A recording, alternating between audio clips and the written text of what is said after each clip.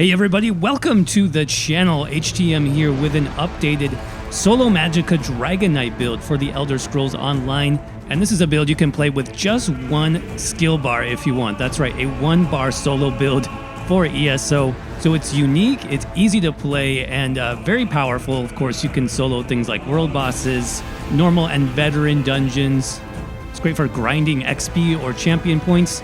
And stick around because I will show you how to tweak it for the full 2 skill bars if you really want to maximize your damage and take this build to the next level.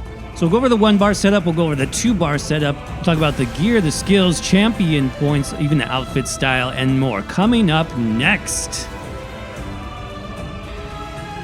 Alright, hey everybody, here we are on the solo Magicka, the solo 1-bar build. Something I've always wanted to try in ESO.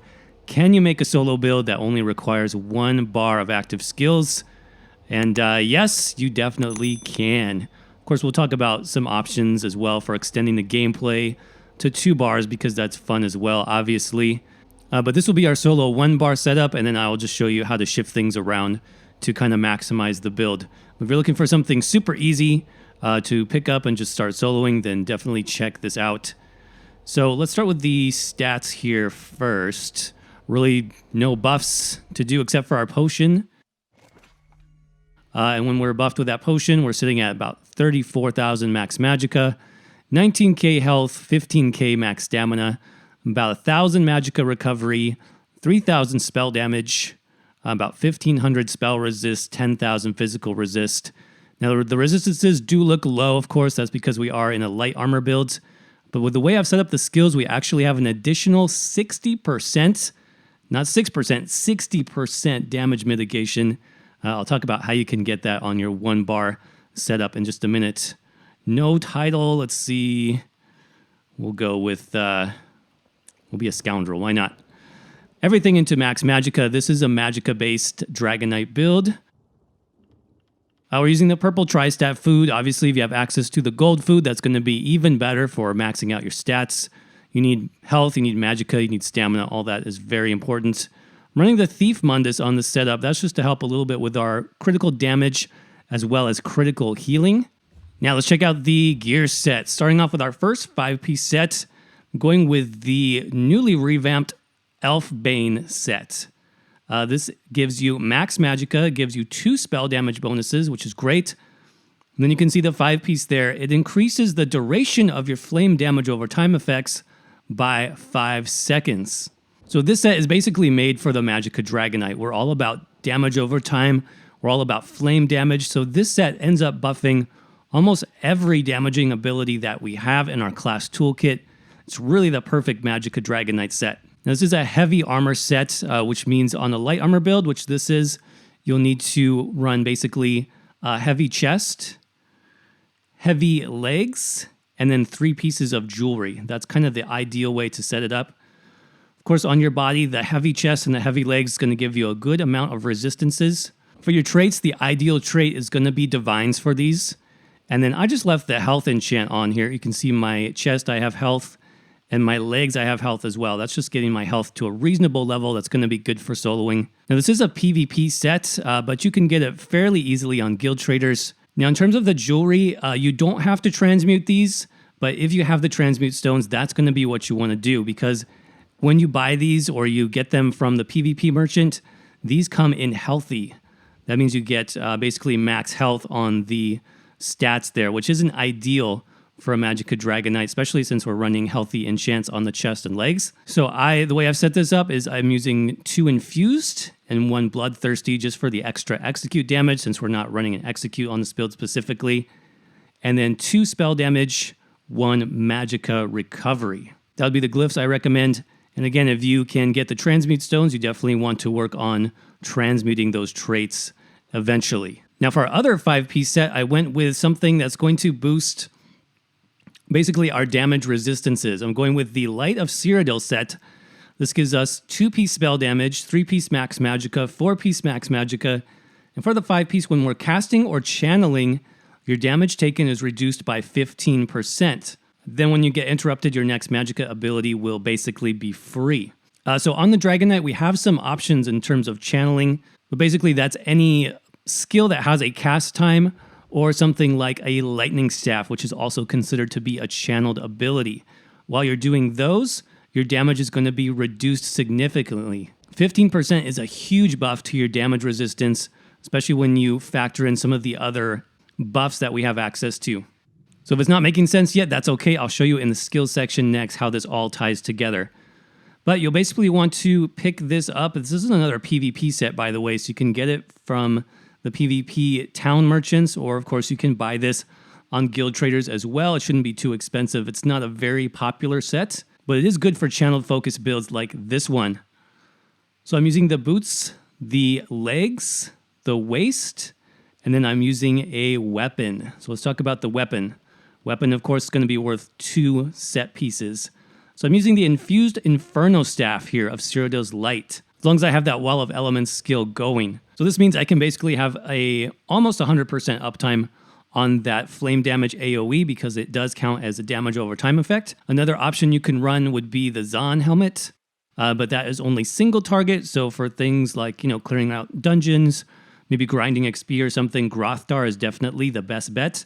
If you have access to Zahn and you're doing pure single target fights, then obviously Zahn will be good there as well. So that is the setup: 5 Elfbane, 5 Cyrodiil's Light, 2 Grothdar. And in terms of the weights here, just to go over it again, I'm doing 5 light and 2 heavy. So the helmet is light, chest is heavy, shoulders are light, waist is light, hands are light, legs are heavy, and feet are light. And again, that's just basically for the light armor passives, which give you very good cost reduction and damage. You want to make sure you're wearing at least 5 pieces of light, which we are. So let's go over the skills next, just the 1-bar skills first of all.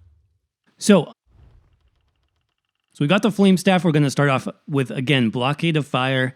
And you notice what's different here is that instead of the usual 14 seconds, we're up to 19 seconds. Blockade of Fire is a Destruction Staff skill. That is the second skill that you get. You want to use the Elemental Blockade morph because it does last longer. Again, you can see it says 14 seconds here on the base, but Elfbane is going to boost that to 19 seconds. So nearly 20 seconds, which we're going to see most of our skills last basically that 20-second mark, meaning that it's very easy just to maintain our skills overall. Next up, we've got Engulfing Flames. This is another 19-second ability that gets buffed by Elfbane. It does a good bit of damage up front, and then you can see it's going to be over 15k flame damage.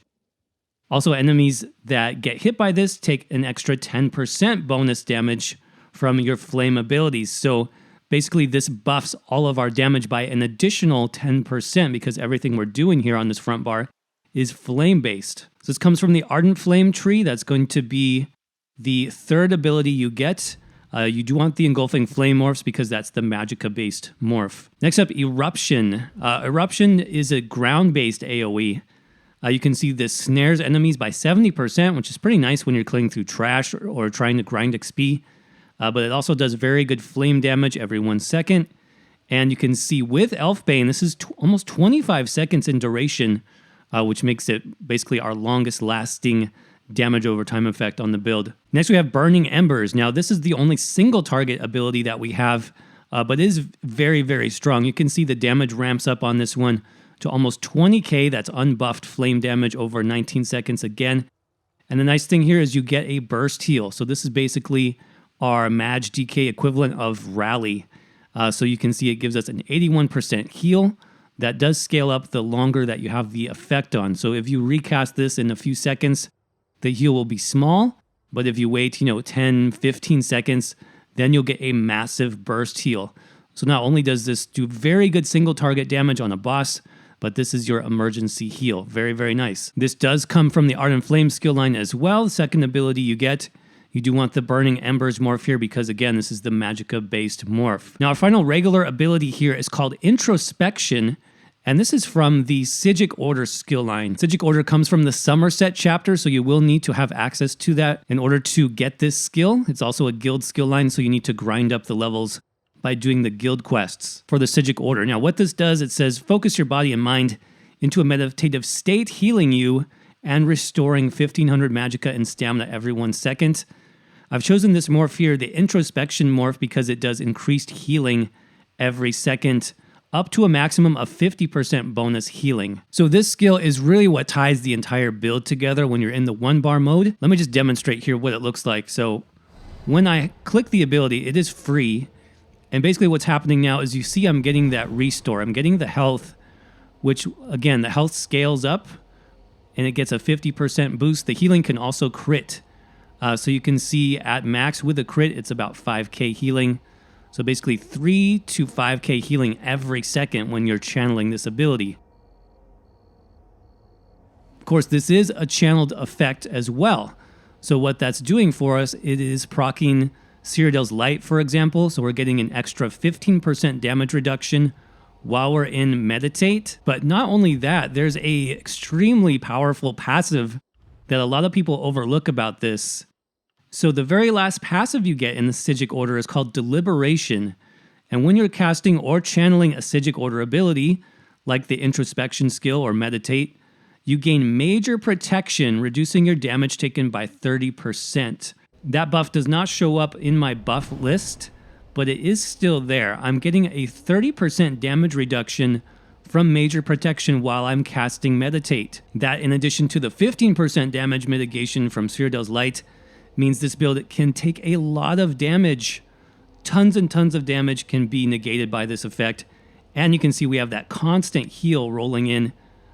So really that's what makes the build work, and that's what makes it effective. Finally, on the 1-bar setup, our ultimate is going to be Standard of Might. This does amazing flame damage. It's normally 20 seconds, but it is buffed up to 25 seconds when using Elfbane. The Major Defile really doesn't matter for PvE, but you can see here, standing in the area increases your damage done and reduces your damage taken by 15%. That's basically the same as the Citadel's Light effect. 15% damage reduction and then 15% damage increase. That's huge. So if you have this ready at the beginning of the fight, you basically have 60% damage mitigation, as well as that extra bonus damage done. This is an amazing, amazing ultimate. It is a little bit costly, but it does last a good 25 seconds, so it's very, very nice. So just a quick showcase of how this can work. Let's check it out on a world boss here. So I'm going to make sure my potion is up. I'm just going to come in and drop my 3 AoE dots. Wall of Elements. There's our breath. And then our single target dot. All our dots are up, and then I'm basically just going to channel Introspection. Now, if the boss does a heavy attack, you still need to block that. That's going to break your Meditate for just a second, but then you can just recast it. Remember, it is free. And again, my dots are just doing massive damage this whole time. If you have your ultimate, pop that, then go back into Meditate. You see, I took a little stun there, but my healing is huge on this build. 3 to 5k per second. And you can see he's taking substantial damage here. The nice thing, too, about Elfbane is that those damage over time effects last much longer. Up to 20 seconds, basically. So that means you don't have to drop Meditate that often. You have basically 20 seconds, as long as the boss is not heavy attacking. You have 20 seconds where you're recovering your resources. And of course, you have that major protection active during the full channel of that ability. So that's basically how it works. I'll go ahead and break off the fight here.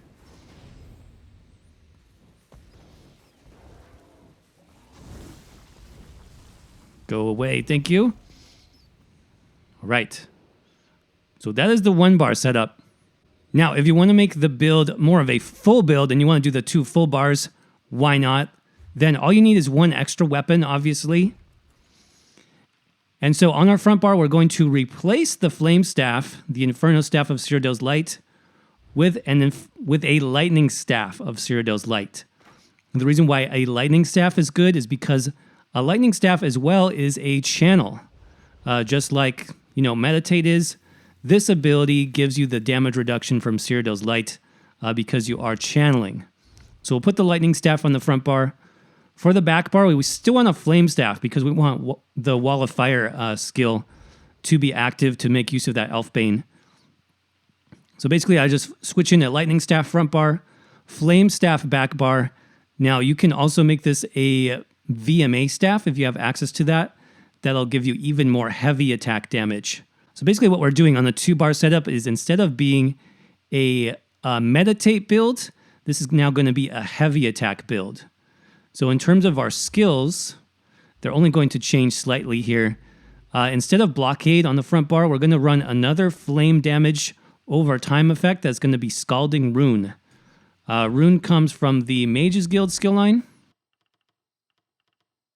This is the third ability that you get, and the Scalding Rune morph is actually a damage over time effect. You can see with Elfbane that does last for 20 seconds, so that's going to fit into our 20-second rotation very nicely. Now in terms of the ultimate, since we do have access to 2 ultimates now, I'm going to switch in a passive ultimate on the front bar. That's going to be Temporal Guard. Temporal Guard comes from the Psijic skill line. Temporal Guard is great because it gives you passive minor protection. Now then, instead of introspection, since we aren't going to be meditating in this version, we're just going to be heavy attacking. I'm just going to swap in Inner Light. Inner Light is also from the Mage's Guild. This gives us access to our spell critical buff passively, some nice bonus magicka. So that's how we adjust the front bar. Now to our back bar, which is the Inferno Staff. We've got Blockade of Fire still. Again, we want this to proc our enchant. We want this because it does last 20 seconds. It is a flame-based damage over time. Next up, Elemental Susceptibility. This is really nice because it gives us Major Breach for free, and it has an unlimited duration. Now you can run the other morph, Elemental Drain, but I find since this is now a heavy attack build, I don't need any sustain on this build at all. So the nice thing about this is if you're fighting a boss, you'll only have to cast it once. And every time you do damage with Elemental Susceptibility, it refreshes itself.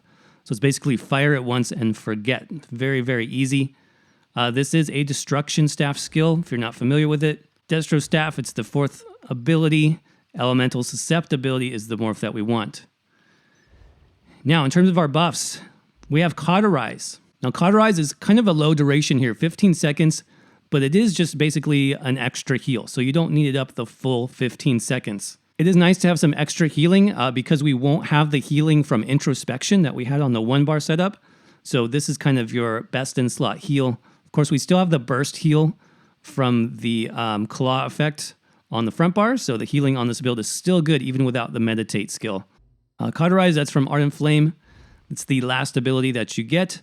The Cauterize morph is the one that gives you the heal. So that's the one that I prefer, though you can choose the other morph for more damage. And next up, our 2 buffs. We've got Molten Armaments, and this is where the heavy attack build really comes into play. This gives us Major Sorcery for 36 seconds, so that means we actually can change our potion because we now have Major Sorcery, and we also have Major Prophecy, so we can actually swap over 2 Tri-Stat potions on the full 2-bar setup. But what's really nice about this is you can see your own damage with heavy attacks is increased by 50%. So of course, those heavy attacks are channeled. We get the increased damage reduction from channeling an effect, and we get increased damage. This is huge, huge damage. So that is in the Earth and Heart skill line. It's the second ability you get. You want the Molten Armaments morph, I think, because you get the bonus heavy attack damage, which we mentioned. And then we've got access to an armor skill. Since we have 2 bars, why not? Let's throw in an armor skill. Just went with Volatile Armor. This is from the Draconic Power skill line. Get some nice passives from having this slotted. And you also get an extra damage over time, though it's not flame-based, so it won't be buffed by the Elfbane set. And then finally, we're just going to move Standard of Might to the back bar. We already talked about it. It's an extremely strong ultimate, both for increasing your damage and your defenses. So I'll go ahead and demonstrate the full 2-bar setup. It's very simple still. It's focused on heavy attacks instead of meditate. So on our back bar, we have our buffs, Major Sorcery, Armor, the heal from Cauterize, get your Major Breach on, and then Wall of Fire. I forgot I can switch my potion. And then basically just 1 cast for each damage over time effect, and then go into your heavy attack spam. You have basically 20 seconds now where all of those damage over time effects are active. And so you can do, 4, maybe even 5 heavy attacks before you need to bar swap again to refresh your buffs. Got your ultimate, go ahead and use that. And then I'm going to recast my front bar dots. Heavy attack 4 times, 4 or 5 times, depending. I do have to block a little bit here with Short Tusk. He has a lot of knockdown effects. But you can see I'm doing much more damage. He's already at 50%. There I can just refresh again. Refresh armor. And then you can even kind of block cast those abilities on the front bar if you need to, so you don't get knocked down. But you can see he's almost dead already. So very, very effective setup when you switch over to the 2 bars, of course, because you have more damage coming in because you got the heavy attack. So that is the 2 bar setup. You know, in terms of like passive abilities, all the Dragonknight passives are good. You want to pick up your Art and Flame passives, Draconic Power, Earth and Heart. The nice thing is that this is just a double Destro build if you're running the 2 bar version. So just pick up all of your Destruction Staff passives and you'll be good there. Light Armor passives, you'll obviously want all of those. We're also running 2 pieces of Heavy Armor, so you get some, extra resistances. You get some bonus recovery, some extra max health. So just pick up the first 3 Heavy Armor passives. These last 2 won't give you anything. Fighters Guild, we always want the Banish the Wicked passive for that extra 9 ultimate. That's really good if you're fighting, like zombies, you're grinding CP or something. That'll give you your standard up really, really quick. Mages Guild is very good for the 2 bar setup because we do get some passive Max Magicka and Magicka Recovery from the Mages Guild passives. Psijic Order is very, very important. We talked about Deliberation. This gives you the passive major protection if you're doing the 1 bar setup. But then even on the 2 bar setup, Concentrated Barrier is excellent because you get a free damage shield when you're blocking. Of course, that can combine with your Hardening Enchant on your Infused Flame Staff, giving you a little bit over 10k possible damage shield on this build, which is really nice. Undaunted, you want to max out your Undaunted Metal. No PvP skills necessary. Of course, you want your racial skills, and then Alchemy Medicinal Use is going to be important, especially for the 1 bar build because you are dependent on those spell power potions. Now, as far as champion points, there are 2 setups, obviously. So I have the 2 bar setup now, and I'll just talk about changes you could make if you're doing just a 1 bar Maj DK solo build. So 51 into Warlord, 35 Sprinter, 100 into Arcanist, 37 Mooncalf, 19 into Healthy. You could put some in Tenacity, but I just found that, I have such good sustain that I don't really need it. And then just 28 into Shadow Ward. In the blue tree, we've got 32 Bless. This does increase the heal from Introspection, in case you were wondering. It's giving us a very solid heal if you're using that 1 bar setup. 40 into Elfborn, 56 Elemental Expert, 33 into Spell Erosion, 37 Staff Expert. Obviously, that's for if you're doing the 2 bar heavy attack setup. You get a bonus 21% damage on those lightning heavy attacks. This is really, really nice. If you don't have that, you can put those extra points into Thaumaturge because basically all of your other abilities are damage over time effects. So you could get maybe even 100 into Thaumaturge. That would work. For now, with the 2 bar setup, I'm using 72 points into Thaumaturge. In the red tree, we've got 72 Ironclad, 49 Hardying Elemental Defender, 28 Thick-Skinned, 11 into Quick Recovery, 61 into Bastion. That's just to scale up our damage shields. That works both for the enchant on our Flame Staff and for that passive damage shield from the Psijic Order skill line. And then, of course, let's talk about the outfit. I went with sort of a Flame God sort of look here. In terms of the armor styles, this is basically a mixture of Dragon Guard and Fanged Worm. So the helmet, for example, that's Dragon Guard. That's light Dragon Guard. Where is it? Right here. Shoulders are also, light Dragon Guard. That's this one. And then the chest, that's a light Fanged Worm chest. That's this one. And then the staff, I believe, is the Scale Collar. Yep, Scale Collar staff. I'm also running a skin, obviously, in case you're wondering. That's the Meridian skin from the Depths of Malatar. That's what gives you the glowing orange eyes.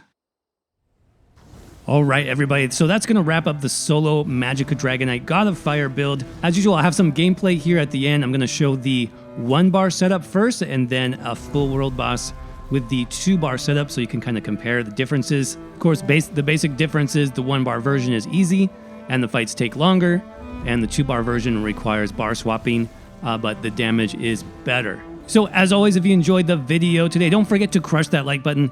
It absolutely helps out the channel. I appreciate your support. If you want to go the extra mile, you can always click on that join button. There's more information about that when you click. And then if you're not subscribed to the channel, make sure you hit that subscribe button as well. I do publish new build videos every week, as well as ESO guides and discussions. And with that said, thank you all so much for watching. I hope you have a great day, and I will see you around in the next video.